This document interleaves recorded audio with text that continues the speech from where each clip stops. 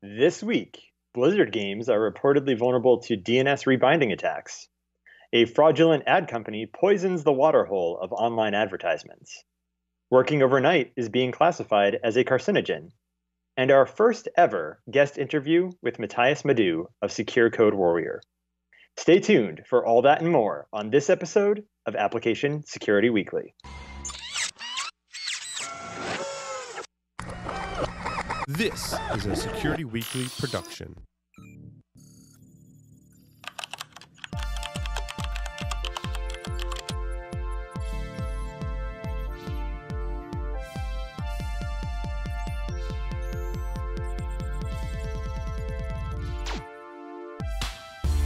Signal Sciences is the industry's first web protection platform that works in any cloud, any container, any platform as a service, and any modern application architecture. The Signal Sciences web protection platform can be deployed in next-generation WAF, RASP, or reverse proxy modes, giving customers ultimate flexibility and coverage. Protect your web applications with Signal Sciences web protection platform. Signal Sciences, protecting applications, connecting teams. For more information, check them out at signalsciences.com/PSW.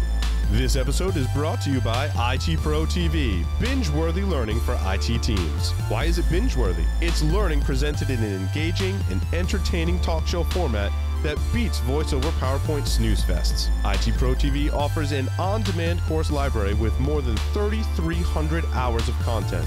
Watch on your desktop, on the go, or in the comfort of your own living room. IT Pro TV is IT training you and your team actually want to watch, which means a better return on your learning investment. Get started with IT Pro TV for Teams with a special offer for Security Weekly listeners. Visit itpro.tv/Security Weekly to start a 7-day free trial and get 30% off a standard or premium IT Pro TV membership using the code SECWeekly30. Welcome everyone to episode 3, our 4th episode of Application Security Weekly. I am, of course, your host, Keith Hoodlett. And I'm excited to be joined by our first guest co-host, Doug White, professor at Roger Williams University and host of the Secure Digital Life podcast here on the Security Weekly Network. Doug, welcome to the show. Look, I got to sit at the big desk. It's unbelievable. It's astounding. I was absolutely overwhelmed, shocked, and amazed. Oh my God, that I got to sit at the big table. They built this, and it's like all professional looking, and I feel like Connie Chung. I know it's an old reference, but it's just like... Now back to you, Well, you Pete. don't look quite like Connie Chung, but close. I can see the resemblance, Doug. I look more like Tim Curry. There you go. So a couple of announcements before we get started. Be sure to check out the on-demand material here at Security Weekly. Some of the previously recorded webcasts include webcasts from Cybereason, Onapsis, Signal Sciences, Black Hills Information Security, and StealthBits. Check that out at securityweekly.com/on-demand. It's going to be some on-demand content that has been previously recorded by a number of the different partners here at Security Weekly. And I personally have really enjoyed a few of them myself, so I definitely go check that out. Of course, if you work in IT and you need access to an awesome library of on-demand training, head over to itpro.tv/Security Weekly. There is a, let's see here, get this right, 30% off discount code, as well as a 7-day free trial. That is a discount code of SECWeekly30 for a 30% off for the lifetime of your active subscription. Of course, in addition to that, InfoSec World is March 19th to the 21st in sunny Lake Buena Vista, Florida. Security Weekly subscribers can save 15% off the InfoSec World 2018 main conference with the code OS18-SW. That's all capital. You can catch talks from Adrian Sanabria, Diana Kelly and Ed Moyle, Jennifer Manella, Joseph Zacharias, Mark Arnold, Mattias Madhu, and Summer Fowler, as well as myself. I'll be speaking there, as well as Paul Asadorian, our normal co-host, will be there as well. So join us. Disney World is an excellent time, especially in March. I've been there now.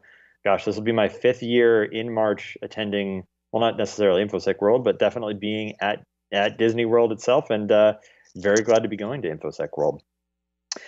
So yeah, this is going to be an exciting time, Doug, especially you get to sit at the big desk. You get to have, like your whole realm, as it were. It's going to be fun. I wanted to start just by saying this week we're going to do the news, and then we have a pre-recorded interview with Mattias Madhu of Secure Code Warrior up after this segment. So Stay tuned for that. But kicking it off to you, Doug, you had an interesting story here about Tim Cook in the news. Tell us more. Yeah, I was looking at the topics for today and the news topics, and I saw the story from Tim Cook, and he suddenly appeared in Canada in a puff of smoke, and at some 7th grade class or something. I was like, oh, these kids are going, who? But it's like, oh no, he's the guy that owns Apple. But he was talking about something that one part of it I don't really get, but he was talking about how we have to teach coding differently.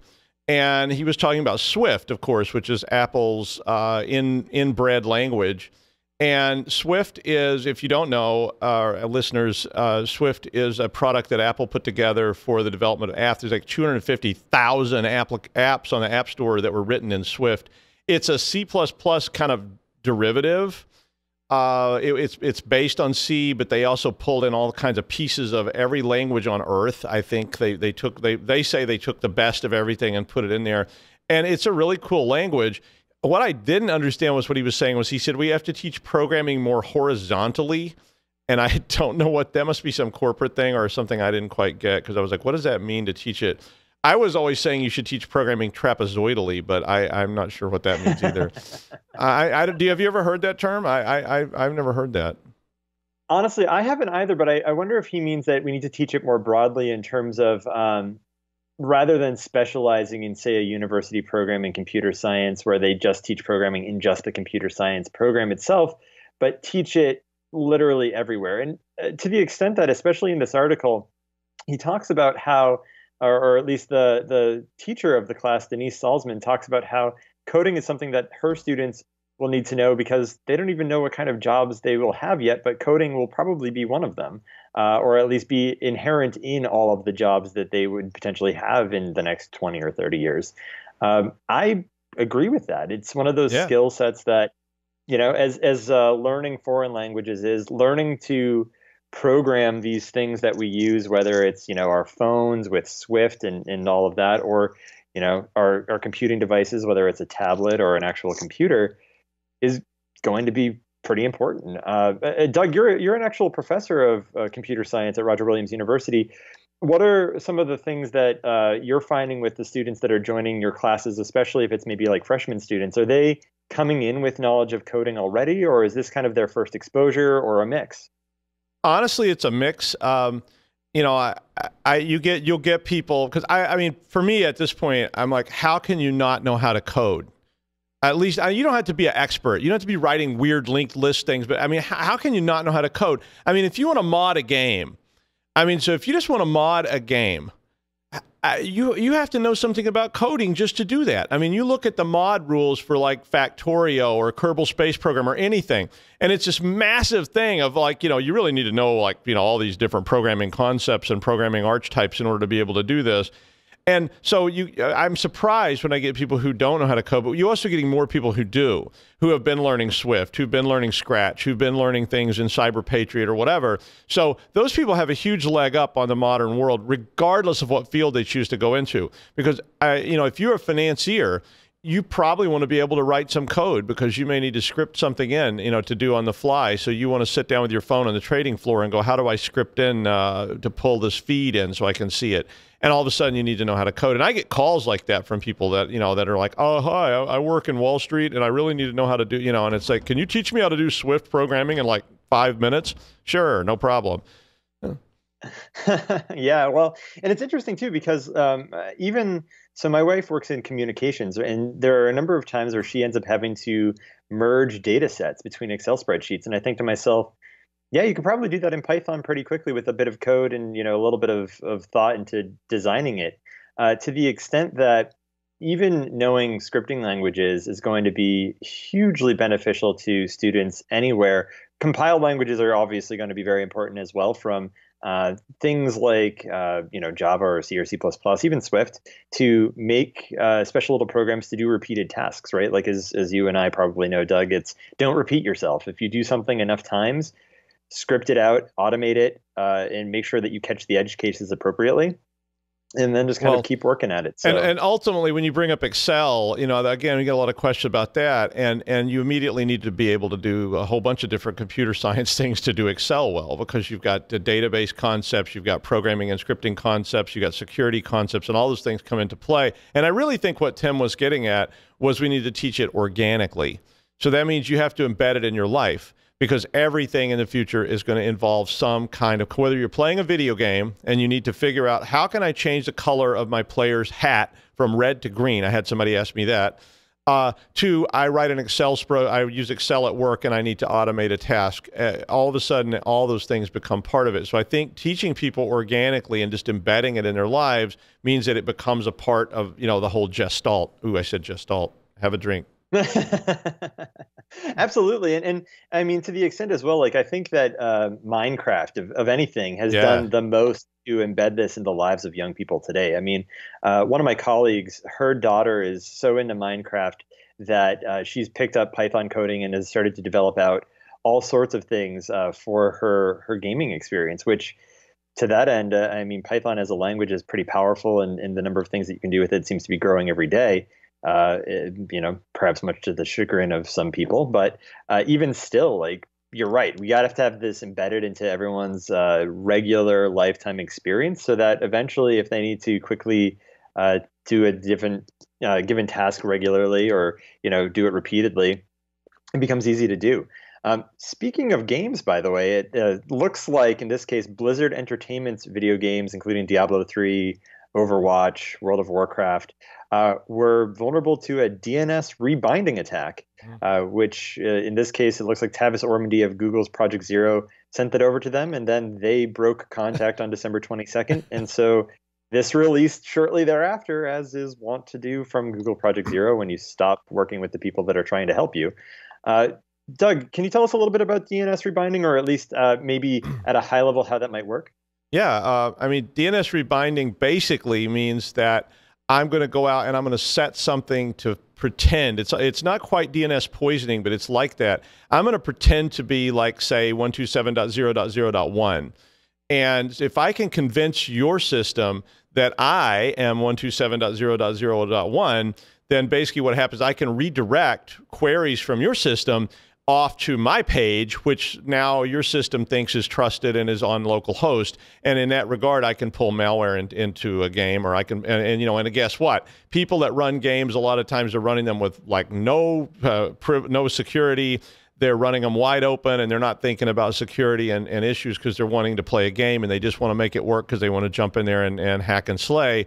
And all of a sudden, that DNS rebinding attack is able to embed things on my system, often with root privilege. So it's a very, very nasty kind of thing to do, and it's not that hard to set up, really. I wouldn't be surprised, especially with gamers' computers, right? They're pretty powerful systems. I would not be surprised if this attack ends up being leveraged as some sort of like coin hive mining attack as a result of this now becoming public. I mean, like, to your point, right? Like, I used to be a very avid video gamer. Usually you turn off antivirus because it's going to interrupt your ability to play the game, especially if it's online. You don't patch your system very often because you're afraid that it's going to break something that allows you to actually continue to play your game effectively.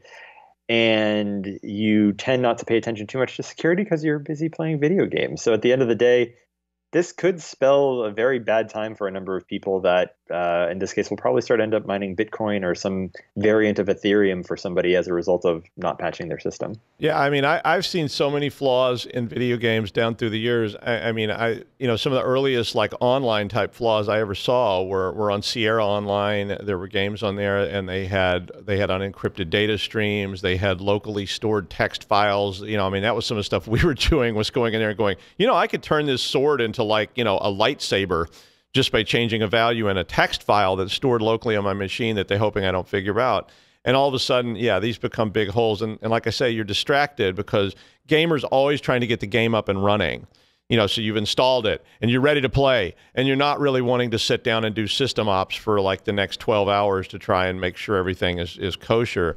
And I think that is a huge, huge problem for the future.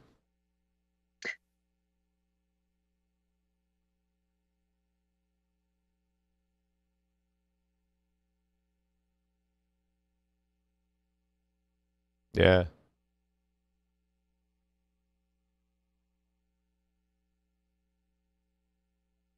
Yep.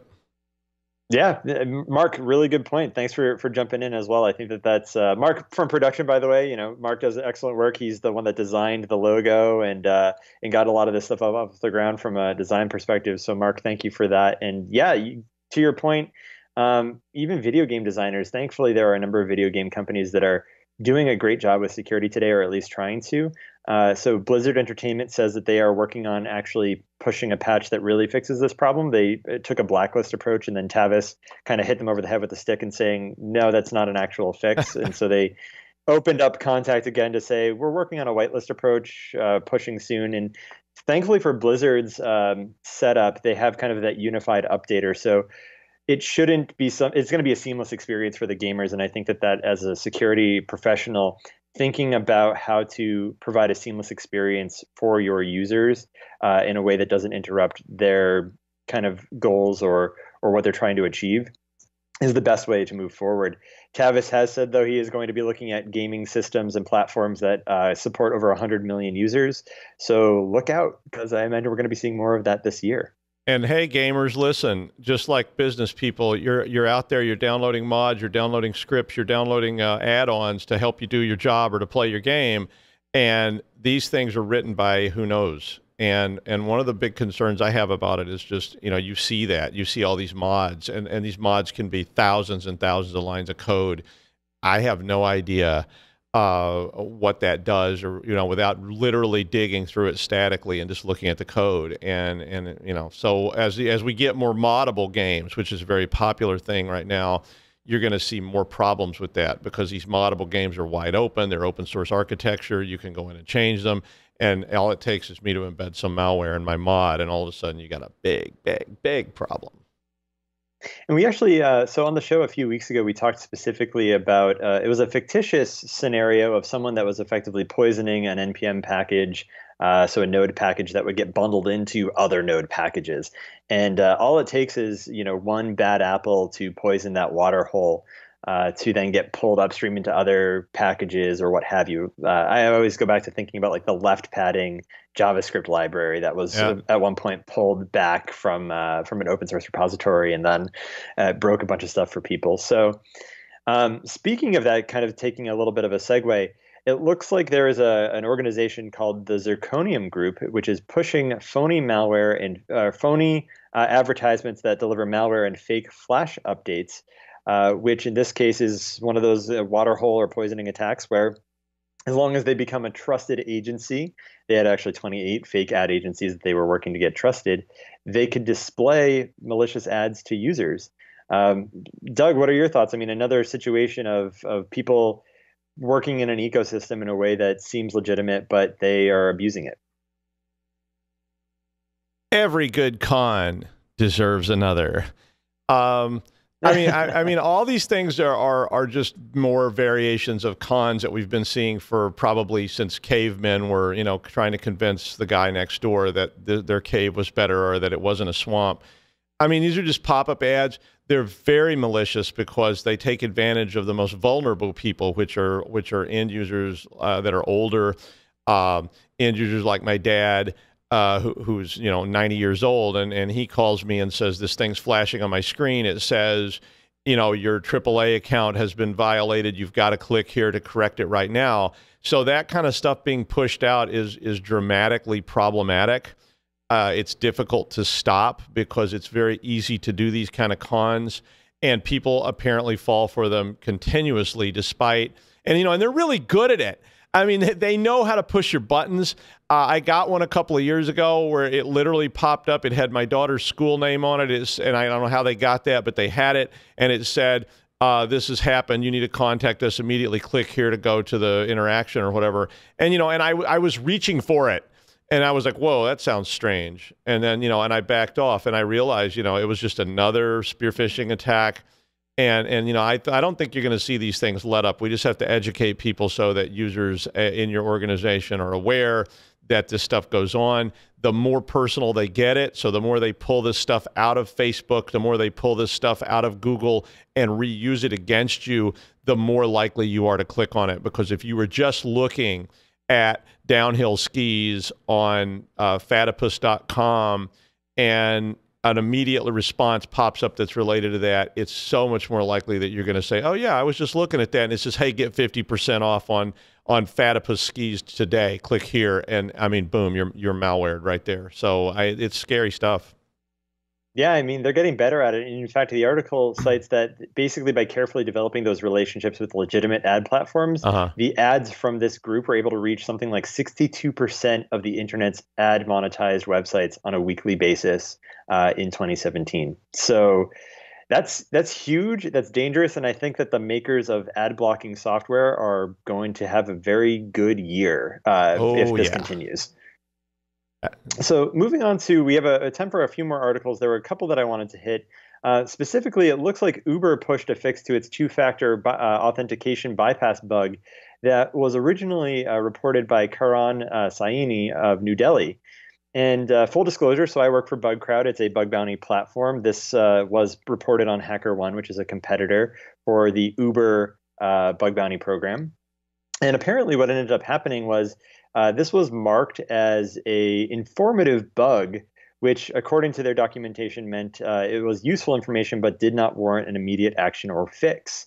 The fact that they went about fixing it thereafter, to me, and then not informing or paying the researcher seems underhanded. And I think that this, just like the DGI thing that we were talking about last night on Paul's Security Weekly, is yet another underhanded management of bug bounty programs. And it goes to show why having a managed bounty program that helps appropriately classify and qualify a bug as not only being unique and valid, but qualifying it in terms of the severity so that the company knows that they need to fix it is important. And Uber's is a self-managed program. So I don't know. What do you think, Doug? You've been probably following some of the DGI stuff and some of this Uber stuff, for example.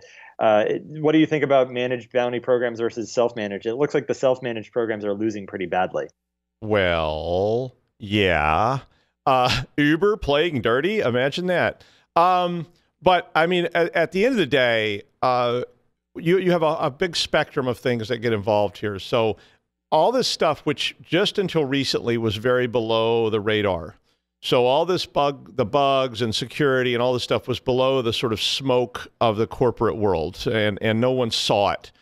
Then it started rising out of the smoke, and you've got all these lawyers and HR people and CEO and all these people getting involved in how to manage these things. And as that happens, we're going to go through a learning experience with things like bugs, because suddenly it's not just a bug was found. Some guy calls me down in the programming unit and says, Doug, did you realize there's a hole in your system? And I fix it, and that's it. And nobody ever knows about it.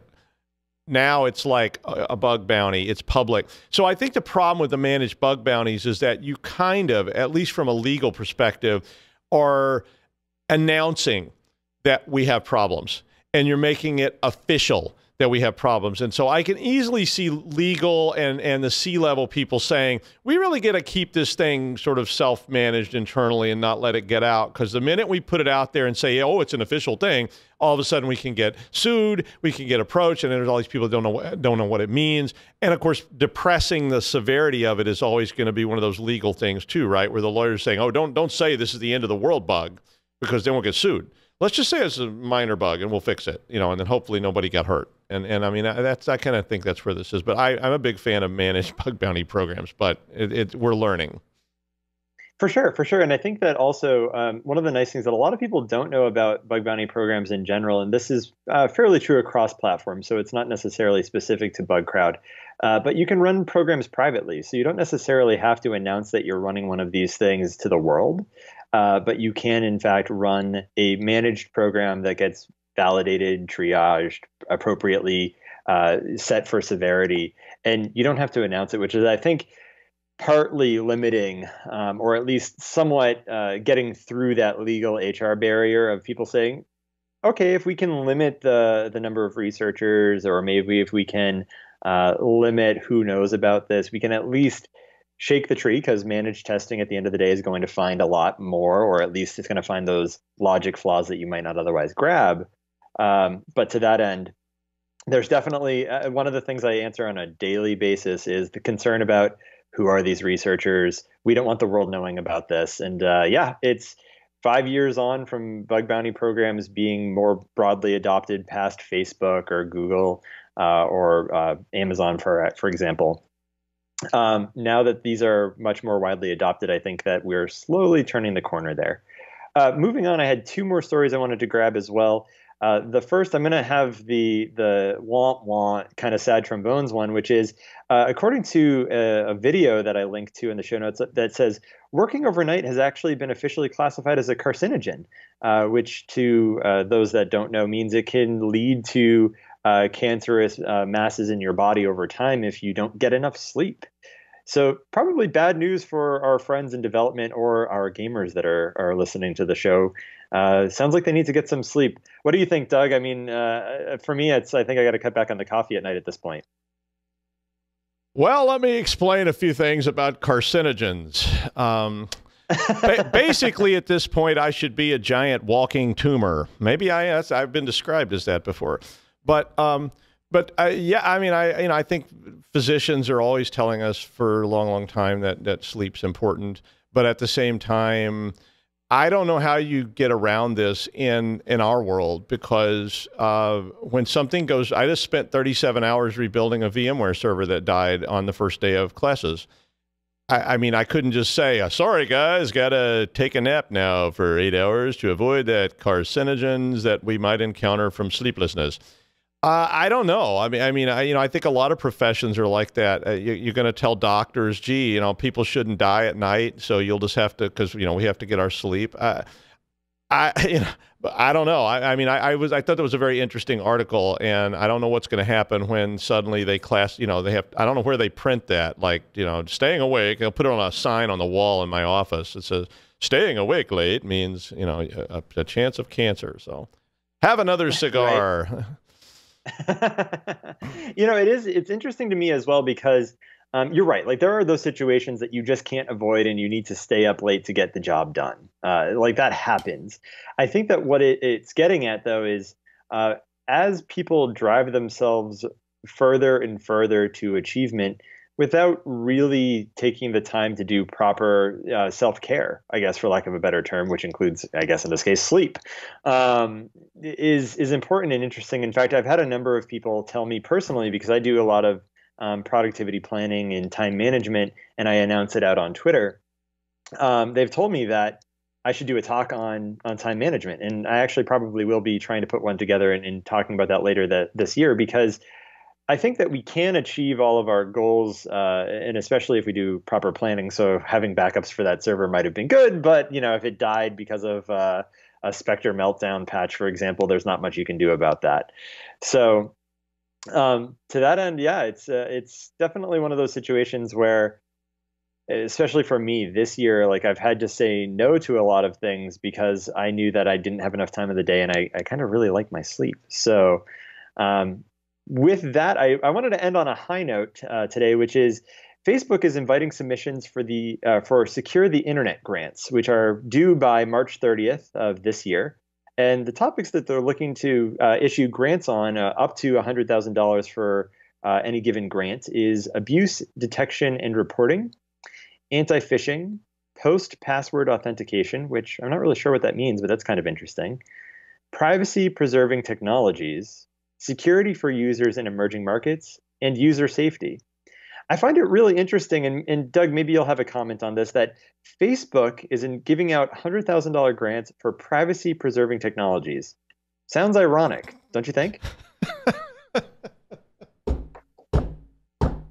Sorry. Yeah. Well, I mean, at least they're making an effort. It's like sort of like, you've given up all your privacy, so now we're going to give out grants so you can make that a better process. I'm glad they're doing it, because I think just like bug bounties, grant money from these large, wealthy corporations encourages researchers to get in and do these things. And the more we encourage people to do it, the more it pervades our society and the better things will get. It is ironic that it's Facebook doing it, but hey, I mean, why not? I mean, they got tons of cash. They have tons of users, and there's great numbers of concerns about Facebook. So at the end of the day, sure, $100,000 to look at password security would be a good idea. And give us your password and log in. So and we'll share it with appies.